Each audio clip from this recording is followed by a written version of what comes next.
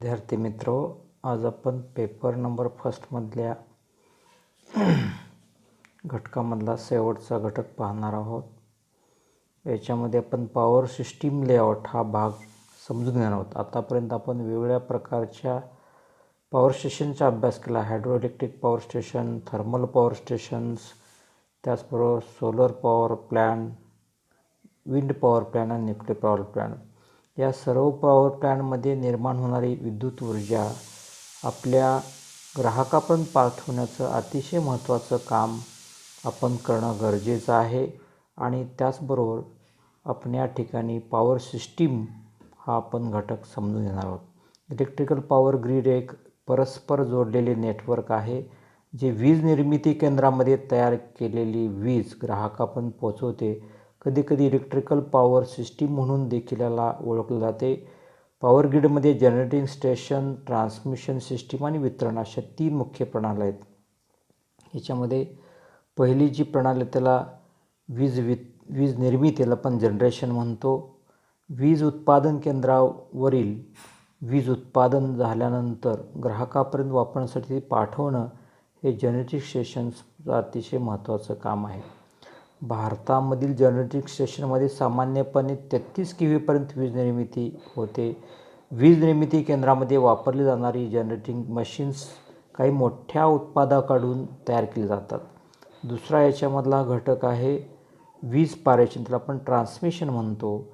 उत्पादकाकडून ग्राहकापर्यंत वीज प्रसारित आणि वितरण करणाऱ्या नेटवर्कला ट्रान्समिशन सिस्टीम असे म्हणतात. ही ऊर्जा AC किंवा DC स्वरूपात प्रसारित केली जाऊ शकते. पारंपरिक आणि AC असे वर्षानुवर्षे वापरले जात आहेत, परंतु अलीकडच्या काळामध्ये हाय व्होल्टेज DC वेगाने लोकप्रिय होत आहे. नंतर हे जनरेटिंग व्होल्टेज आपण पाहतो 132 kV, 220, 400 kV, 765 kV वाढवता येते. आणि व्होल्टेजची पातळी वाढवणे विद्युत स्थानकाच्या अंतरावर अवलंबून असते. जास्त अंतर व्होल्टेज पातळी जास्त झाल्यास आपण पाहतो या ठिकाणी व्होल्टेज स्टेपिंग म्हणजे पॉवर ट्रान्समिशन करताना I2RT तोटे अधिक होतात. म्हणजे जेव्हा आपण प्रवाह कमी करतो त्यावेळी विद्युतदाब वाढवणं गरजेचं आहे, पण शक्ती ही पॉवर ही नेहमी स्थिर असते, म्हणून I2RT कमी होणं अतिशय महत्त्वाचं आहे. या अवस्थेस प्राथमिक पारेषण असे म्हणतात. व्होल्टेज प्राप्त स्टेशनवर 33 kV किंवा 66 kV पर्यंत खाली जाऊ शकते. जवळ असलेल्या सबस्टेशनला जोडण्यासाठी या प्राप्त स्थानकावरून दुय्यम प्रसरण रेषा उद्भवतात.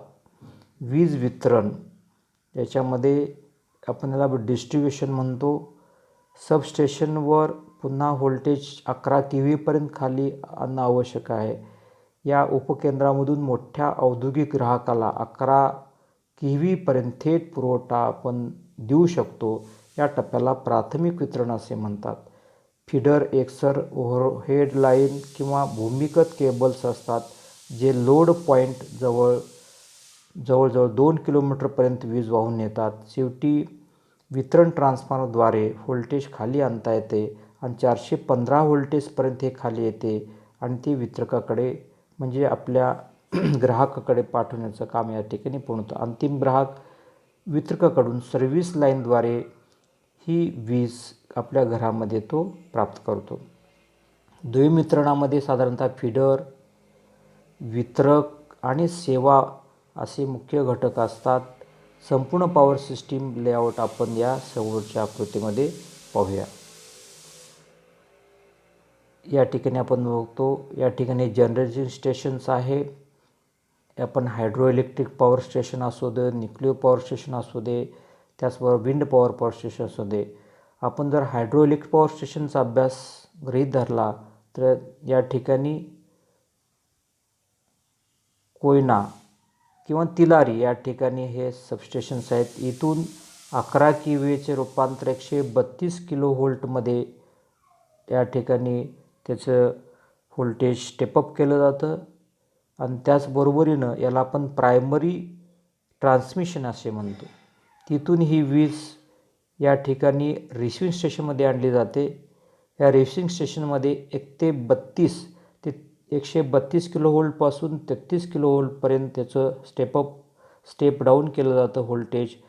त्याचबरोबर 66 KV स्टेप डाऊन केलं जातं. त्याला आपण सेकंडरी ट्रान्समिशन असे म्हणतो. अशा प्रकारची ही वीज आपल्या सबस्टेशनमध्ये प्राप्त केली जाते आणि सबस्टेशनमधून ही अंतिम ग्राहकाकडे पाठवली जाते. या सबस्टेशनमध्ये साधारणतः 33 kV/11 kV अशा प्रकारचे सबस्टेशन आहे. आपल्या जवळपासच्या गावामध्ये प्रत्येक तालुक्यामध्ये अशा प्रकारचे सबस्टेशन हे उभा केले जातात. या सबस्टेशन्सद्वारे विविध फिडर या ठिकाणी प्राप्त असतात. गडिंग्लजमध्ये 7 फिडर कार्यरत आहेत. त्यामध्ये गडिंग्लज शहरासाठी 2 आहेत आणि महागाव, मम्मेवाडी, आजरा, हलकर्णी, त्याचबरोबर नेसरी असे 7 फिडर इथं कार्यरत आहेत.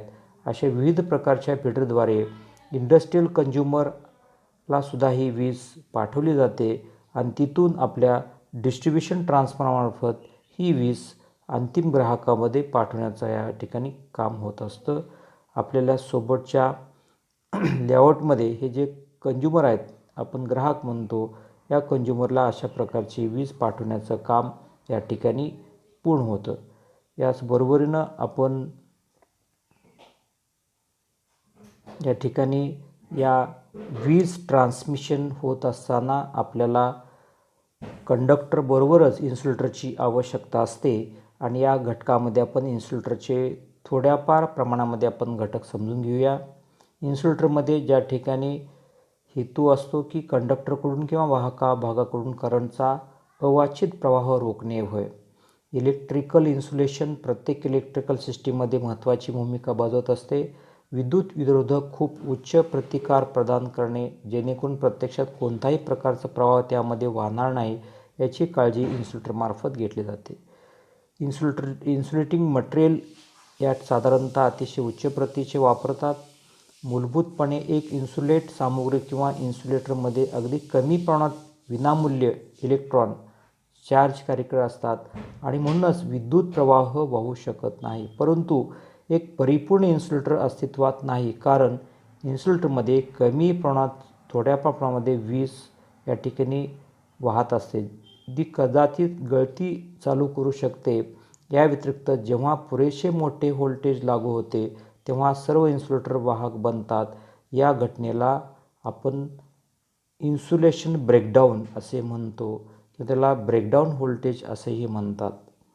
एक इन्सुलेट सामग्रीमध्ये उच्च प्रतिरोधकता आणि उच्च डायलेक्ट्रिक हे अतिशय महत्त्वाचे गुणधर्म आहेत. इन्सुलेट सामग्रीची अतिरिक्त इष्ट गुणधर्म अनुप्रयोगाच्या प्रकारावर अवलंबून असतात. इन्सुलेटेड केबल्स तारा तयार करण्यासाठी वापरली जाणारी इन्सुलेट सामग्री रबर किंवा PVC सारखी लवचिक असते. दुसरीकडे ओव्हरहेड पॉवर लाईन्सचे समर्थन करण्यासाठी वापरलेले इन्सुलेटर यांत्रिकदृष्ट्या मजबूत असणे आवश्यक आहे, ज्या पद्धतीनं पोरोसिलिन किंवा ग्लास इन्सुलेटर. या ठिकाणी सोबतच्या आकृतीमध्ये आपण विविध प्रकारचे इन्सुलेटर बघूया. हा इन्सुलेटमधला हा पहिला प्रकार आहे, त्याला आपण पिन इन्सुलेटर म्हणतो. या सोबतच्या आकृतीमध्ये बघितलं तर या ठिकाणी अशा प्रकारची पिन असते आणि हा जो खाच असते या खाचेमध्ये कंडक्टर हा वाहत असतो. साधारणतः 33 kV पर्यंतच्या ओव्हरहेड ट्रान्समिशन लाईनमध्ये किंवा पोलवरती अशा प्रकारचा हा इन्सुलेटर बसवतात. त्यानंतर हा सस्पेन्शन इन्सुलेटर आहे. नावाप्रमाणे ओव्हरहेड ट्रान्समिशन लाईनमध्ये साधारणतः आपण 33 kV लाईन किंवा साधारणतः रिसिविंग स्टेशनमधून ही लाईन ज्यावेळी पाठवली जाते त्यावेळी या ठिकाणी हा सस्पेन्शन इन्सुलेटर कार्यरत असतो. सोबतच्या आकृतीमध्ये हे सस्पेन्शन्स इन्सुलेटर आपल्याला बघायला मिळतो. ज्या पद्धतीनं 2 व्हीलर गाडीला सस्पेन्शन्स बसवले जातात, कुठल्या प्रकारच्या शॉक ऑब्झर्व्हर्सच्या माध्यमातून हे काम करत असतात. कंडक्टर वाऱ्याच्याद्वारे हवेद्वारे वातावरणामध्ये हेलकावे करण्यापासून प्रावट करण्याचं काम हा सस्पेन्शन इन्सुलेटर करतो. त्यानंतर या ठिकाणी तिसरा इन्सुलेटर आहे, त्याला स्ट्रेन इन्सुलेटर म्हणतात. ताण सहन करणारा हा इन्सुलेटर आहे आणि म्हणून याला स्ट्रेन इन्सुलेटर म्हणतात. अशा प्रकारचा हा स्ट्रेन इन्सुलेटर सबस्टेशनच्या ठिकाणी कार्यरत असतो. याचबरोबरीने या ठिकाणी सायकल इन्सुलेटर आहे. या सायकल इन्सुलेटरमध्ये अशा प्रकारची खाच असते आणि या खाचीमध्ये कंडक्टर बसवण्याचं काम पूर्ण केलं जातं आणि अशा प्रकारचा सायकल इन्सुलेटर हा सुद्धा विशेषतः